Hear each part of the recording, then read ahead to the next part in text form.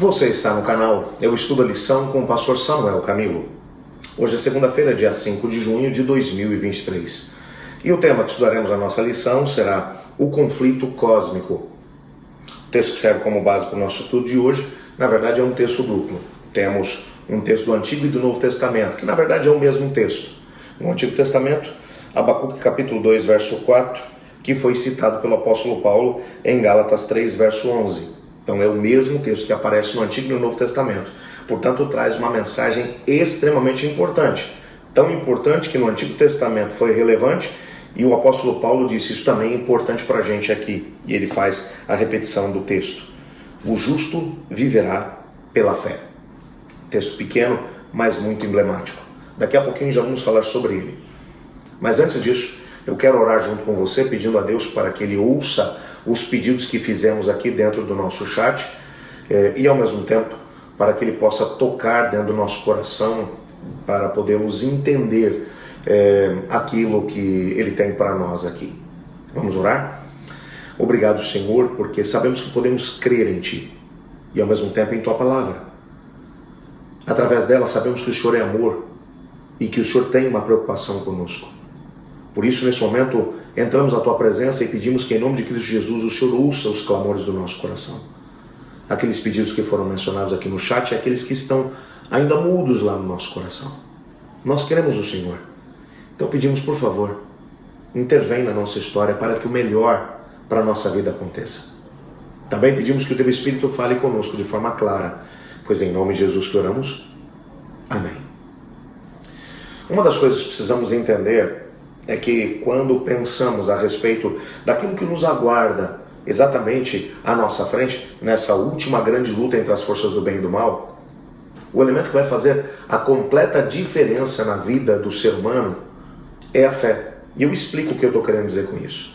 Eu vou repetir o texto que nós lemos lá no dia de ontem, dentro da nossa lição da Escola Sabatina, que foi Apocalipse capítulo 14 e 12, que diz: isso significa que o povo santo de Deus deve ser perseverante, obedecendo aos mandamentos de Deus e permanecendo fiel a Cristo Jesus. Aqueles que passarão pela última grande crise, eles guardam os mandamentos de Deus, perfeito. Eles são fiéis a Cristo Jesus. A fidelidade a Cristo Jesus, ou seja, uma vida de fé em Deus, viver tendo fidelidade para com Deus, uma vida de fé, é o segredo para tudo aquilo que diz respeito à nossa história enquanto seguidores de Deus. E precisamos compreender isso aqui um pouco melhor. Tanto no Antigo quanto no Novo Testamento nós já vimos que nos é mencionado que o justo, ele viverá pela fé. É nas horas de provação que nós temos a oportunidade de poder entender se a gente vai seguir a Cristo Jesus ou não, se a gente vai ser fiel a Ele ou não. Quantas pessoas você conhece que no seu dia a dia acabam se afastando do caminho do Senhor Deus e deixam de viver uma vida de fidelidade para com Ele?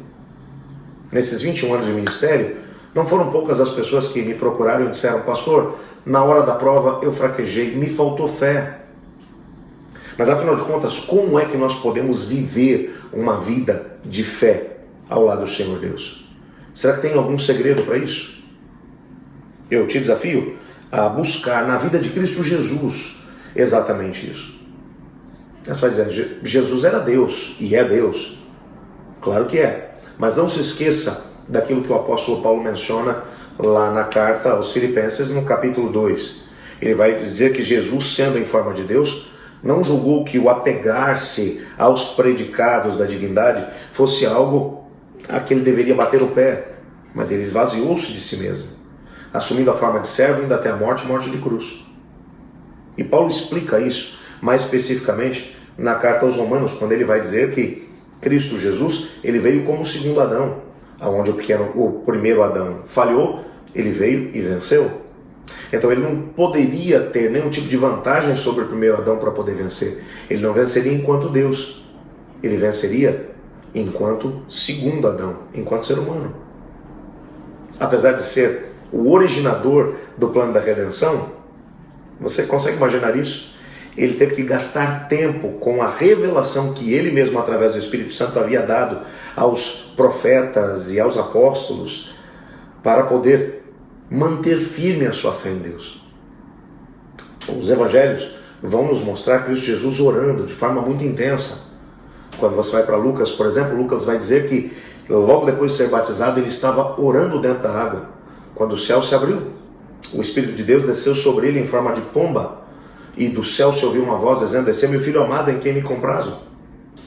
Lucas também vai dizer que logo depois do batismo ele vai para o deserto a fim de orar e jejuar. A prática cristã da oração e do jejum era muito constante em Cristo Jesus. E na hora em que a provação chegou diante dele, ele mostrou que havia um conhecimento muito profundo por parte da palavra de Deus na sua própria vida. Quando o inimigo o tentava, ele dizia: "Está escrito." E nós sabemos que Cristo Jesus teve uma boa preparação nas Sagradas Escrituras, apesar de não ter frequentado nenhuma escola dos rabinos naquela época. E sabemos também que provavelmente José, seu pai terreno, devia ter um grande conhecimento da Bíblia. Por que nós dizemos isso? Porque por alguns documentos antigos e pela própria tradição judaica, se deixava claro que era uma obrigação do pai ensinar o Antigo Testamento, que era a Bíblia que eles tinham, para os seus filhos. E temos no Novo Testamento pelo menos duas provas de que José fez um bom trabalho com os filhos. Temos dois irmãos de Jesus que são autores no Novo Testamento. Um deles é Judas, que escreveu uma carta pequena, de um capítulo apenas, mas que fez citações profundas dos escritos do Antigo Testamento, o que demonstrava que ele tinha um conhecimento profundo da Bíblia, a palavra de Deus. E na sua carta ele vai exortar as pessoas a permanecerem firmes pelo que está escrito e revelado na palavra de Deus, e para cuidarem com os falsos ensinadores do seu tempo. O outro irmão de Jesus que aparece na Bíblia é Tiago, que escreveu a carta. Tiago era pastor da igreja de Jerusalém. E quando olhamos para a sua carta, percebemos o conhecimento vasto que ele tinha do Antigo Testamento, a grande quantidade de citações que ele fez. Mas não apenas isso. A tradição cristã vai mencionar que ele recebeu um apelido muito carinhoso enquanto pastor da igreja de Jerusalém. Ele possuía uma prática tão intensa da oração que os seus joelhos ficaram profundamente calejados. Então eles o chamavam de Tiago Joelhos de Camelo, porque o camelo, quando ele vai parar depois de uma viagem, ele se ajoelha em cima das articulações, e aquelas articulações têm uma pele muito grossa, bem calejada, e as pessoas diziam: o joelho de Tiago é igual ao joelho de um camelo, porque ele gasta muitas horas em oração. Então você percebe que os irmãos de Jesus, à semelhança dele, possuíam um conhecimento grande da Bíblia e ao mesmo tempo das práticas espirituais da oração e também do jejum. E Jesus era conhecido por alguém que tinha muita força espiritual.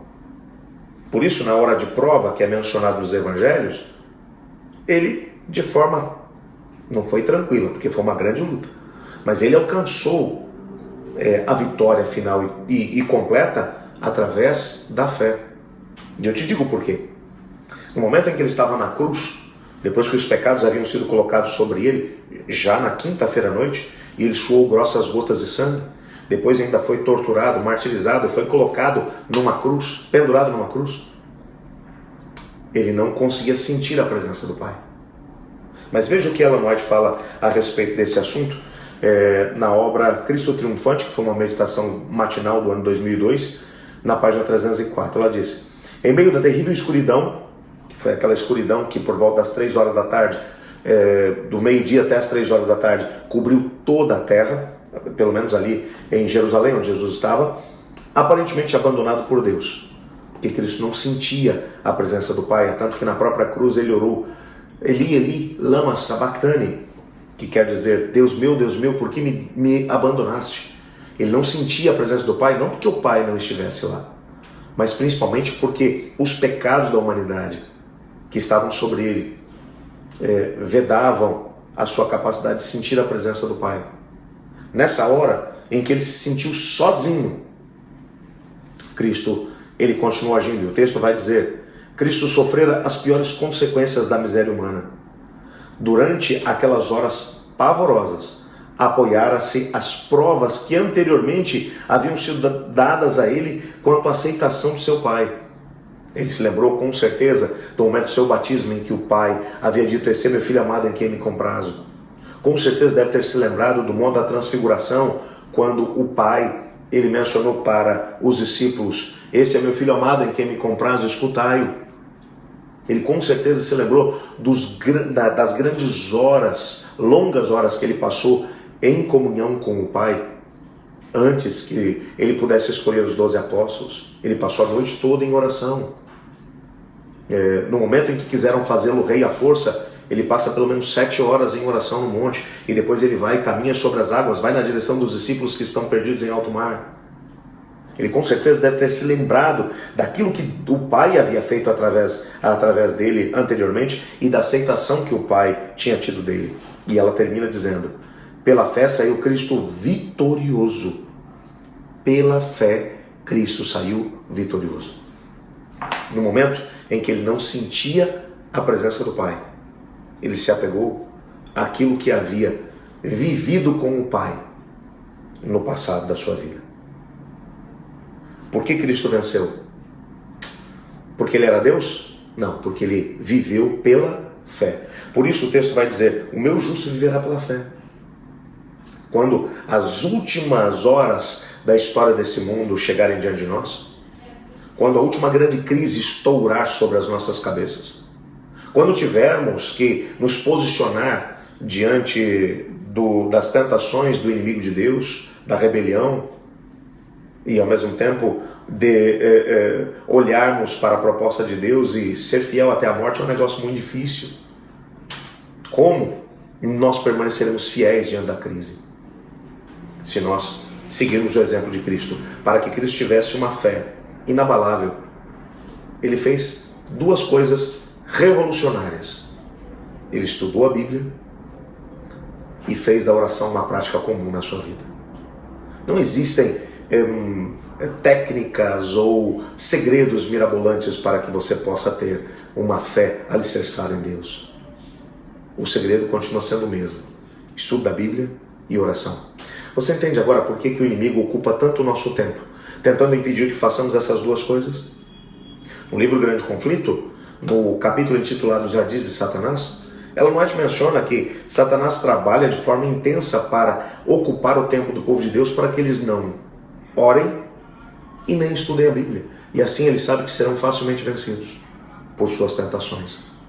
Nesse dia, tome a decisão de viver alicerçado na palavra, na Bíblia, e ao mesmo tempo vivendo uma experiência forte de oração com Deus em todos os momentos. E assim, você vai estar estabelecendo cada vez uma fé mais forte, mais alicerçada em Cristo Jesus. Vive esse dia pela fé. Eu estudo a lição. E você?